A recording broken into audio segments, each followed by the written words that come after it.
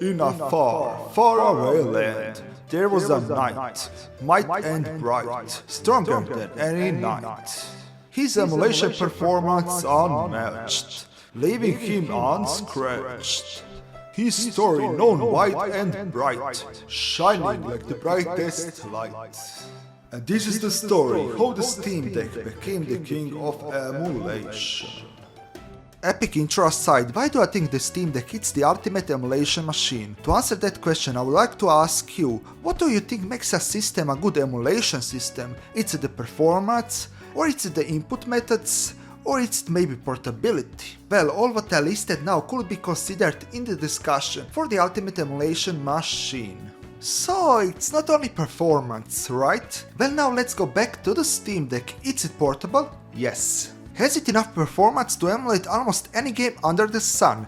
Yes. And does it have multiple input methods? Yes, it does. I will split this video into multiple segments. Each segment will be time-stamped. And I will first like to start talking about the installation process for the Steam Deck. The easiest way to get all your emulators up and running is by using a software called EmuDeck. What EmuDeck essentially does is downloading and installing all the emulators for you. You do absolutely nothing, you press a couple of boxes which emulators you want to install, and EmuDeck installs and downloads them for you. You even have trophy support for some really old games, made by fans for fans, if you are a trophy collector, trophy hunter. EmuDeck will also immediately help you out to choose how you want to emulate your games. Do you prefer 4:3 aspect ratio or 16:9? Would you like to get an overlay to fill up the empty space, the bars, and so on and so on? EmuDeck also installs all the cover art for all of your games so that everything looks sleek and clean, once everything is done and installed on your Steam Deck.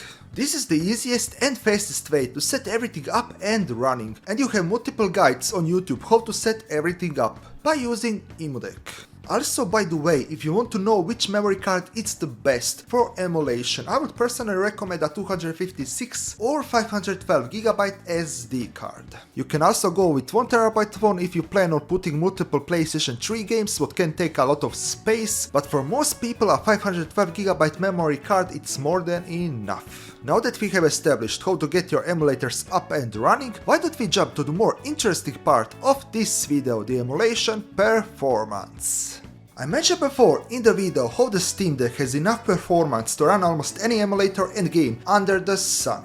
The Steam Deck obviously cannot emulate every single game out there, but you will be shocked how many games actually run and work on the Steam Deck, even so PlayStation 3 and Xbox 360 games. Take a look at this. This is Asura's Wrath on the Steam Deck, running on the Steam Deck while using the PlayStation 3 emulator RPCS3. I choose Asura's Wrath for multiple reasons. First of all, this game never came to the PC. This game has only Xbox 360 and PlayStation 3 version. Second reason, it's very simple. The game runs buttery smooth on the Steam Deck. How you can see, it's locked 30 FPS, no problems whatsoever. I'm kinda interested to upscale the resolution after such a successful run. When it comes to the PlayStation 3 RPCS3 emulation, you absolutely need to handpick which games you might think might work on the Steam Deck. The deck will not, and I repeat myself once again, it will not run heavy games like for example Uncharted, The Last of Us, but a lot of PlayStation 3 games will run exceptionally well.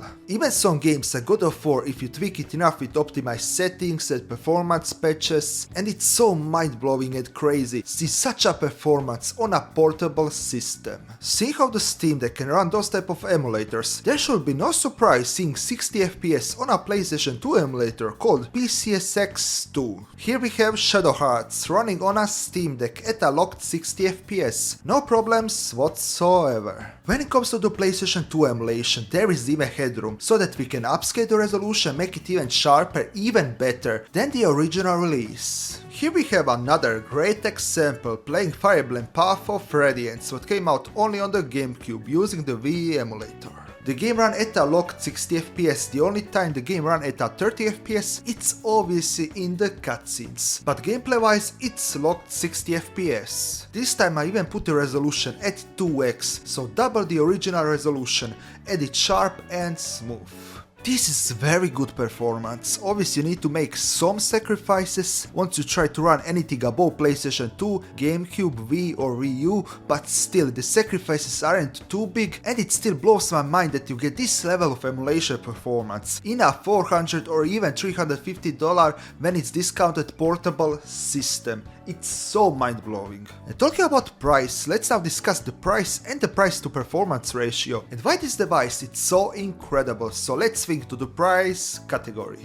The deck can be found new on a discount for around $350, and price to performance, this is unheard of. There is no way that you can build a desktop PC for $350 or euro, what has similar performance to the Steam Deck, even if you use second-hand parts. And plus you get a screen, touchpads, everything, it's plug and play. And Valve also had for a short period of time refurbished ones. And these refurbished ones, if you were fast enough, were going for $320.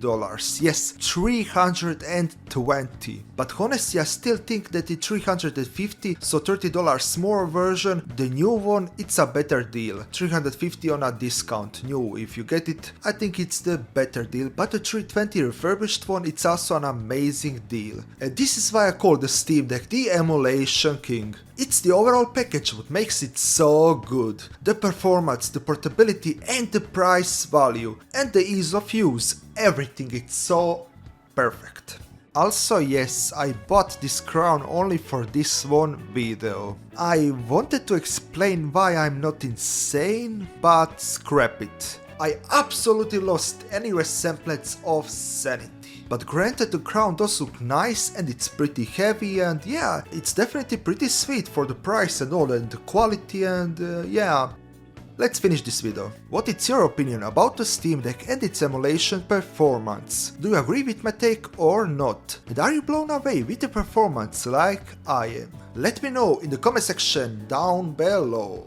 And with this out of the way, I wish you all a wonderful day. Sayonara my good old Steam Deck friends. Bye, arrivederci, adios, poka, uruwa, oshakam, and tschüss.